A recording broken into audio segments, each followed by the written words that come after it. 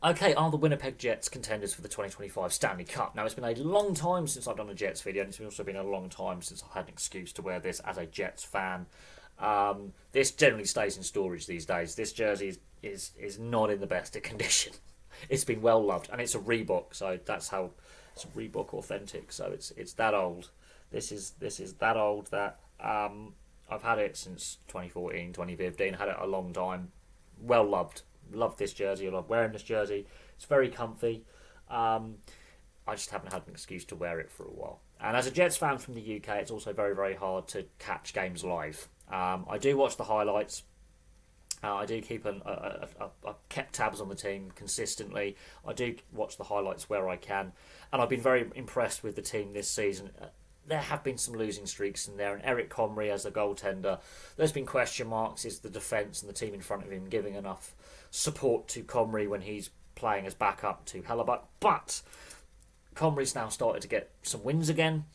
And he also played in that lengthy winning streak where they had a lot of wins as well to start the season. So he's had a wobble in confidence before mid-season, and the team had a little bit of a wobble. But 56 games played, 39, 14 and 3, 81 points, 11 points clear in the Central. So this is sort of where the gap was at the beginning of the season when they went on that winning streak. They've got a good buffer now between themselves and the rest of the Central Division. The Wild and the Stars are, I think, they're going to, and the Avalanche are just that little bit further back. But it's the playoffs which lets the team down. So in 2018, they got to the conference final. They lose 4-1 to Vegas in a 5-game series. Vegas goes on to the Stanley Cup final. And there's a trend we're going to see here. St. Louis, it was 6 games, 4-2. They lose in 6. St. Louis goes on and wins the Stanley Cup. That was in the 2019 season. The last 5 seasons in the playoffs, they've made the second round once. And this is the concern. If they are to be true contenders, they've got to get past at least the first round, and they've got to, do what they did in 2018, go on a playoff run, because unfortunately their record in the playoffs since that 2018 conference final is 1 second round appearance. It is not a good record in the playoffs. They make the playoffs, then they don't do anything in the said playoffs. So in 2019-2020, the COVID disrupted shortened season, they got to the qualifying round because of how the NHL realised that there was so many games left over that not every team was on the same amount of points percentage and had played the same amount of games. And they lost in the qualifying round in 4 against the Calgary Flames. And so that's sort of like the hybrid first round. But the team wasn't playing well in the 2019-2020 season, and they were on the out looking in regards. They hadn't nailed down a playoff spot at that point. They weren't guaranteed to be a seeded team. They hadn't nailed down a playoff spot, and they were looking not as great as 2018 or 2019. The following season, in the Canadian-only division in the 2020-2021 season, I was living in this apartment at that point, they got to the second round. They beat the Oilers and swept them in round 1, and there was renewed hope that this team might go on a run. The Canadians and Carey Price were like, no, we're going to sweep you, and they got swept. And that's the only time they've been swept in the playoffs since 2015 against the Anaheim Ducks. So they don't get swept in the playoffs, they just fall apart in the playoffs. So they got to the second round there, and that's their last second round appearance. 2021-2022, they didn't make the playoffs, and there were concerns, much like in 2019-2020, that this team needs a rebuild. Cheveldayoff may have to go as GM, Paul Maurice as coach. Paul Maurice, in the end, steps down. He ends up at the Florida Panthers. And, changes happen. Cheveldayoff is still the GM. But there's questions, should he remain GM? He's been GM for a very, very long time. And there have been periods, like between 2015 and 2018, didn't make the playoffs. And missing the playoffs again, a bit concerning. Struggling in said playoffs since 2018. 2022-2023, they lose in round 1 against Vegas in 5. They didn't get swept, but they lose in 5, and they've never beaten Vegas in the playoffs because they lose in 2018 in 5 against the Vegas Golden Knights. And then last year they lose against the Colorado Avalanche in 5 again in round 1. So while the regular season has been fantastic and the coaching change has been really, really good, the way the team's playing has been really good, I still have a few little concerns. Eric Comrie as a backup, he has done a decent job as a backup.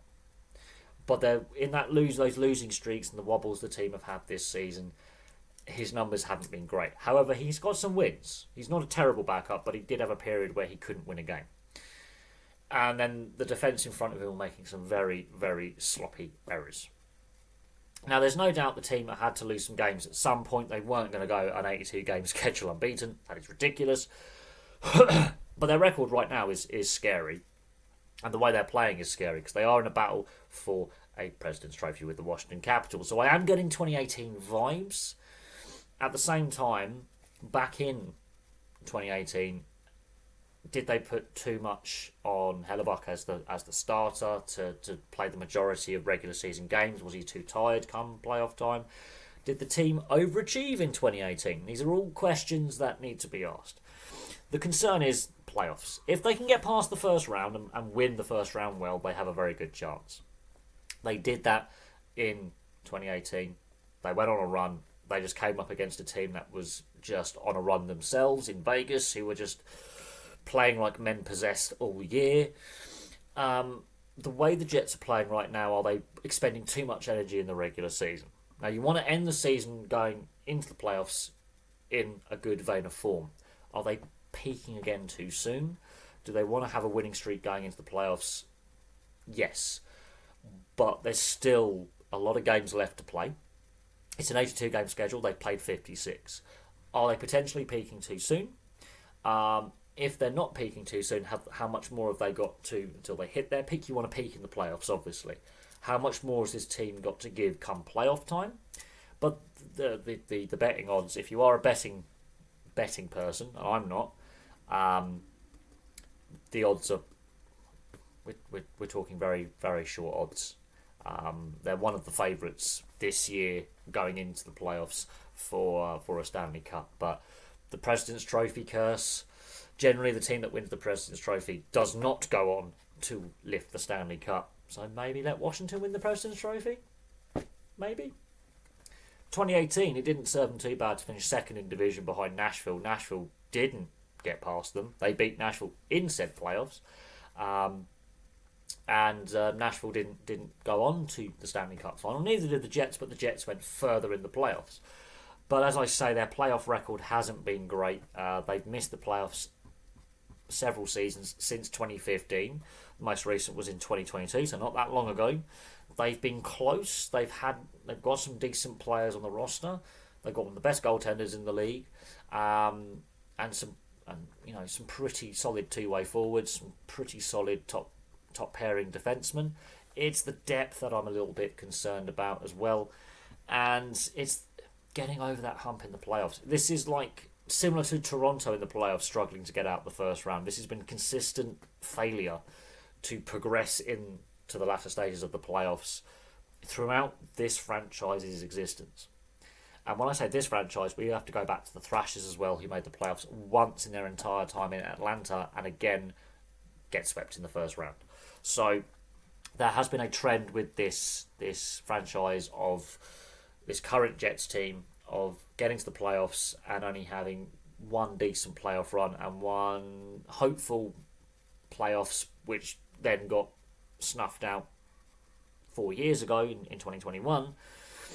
But other than that, they don't really do much in the playoffs, and that is a concern. Is do they peak too soon in the regular season, or have they got enough with the squad depth, with the roster to actually, go on a bit of a run in the playoffs?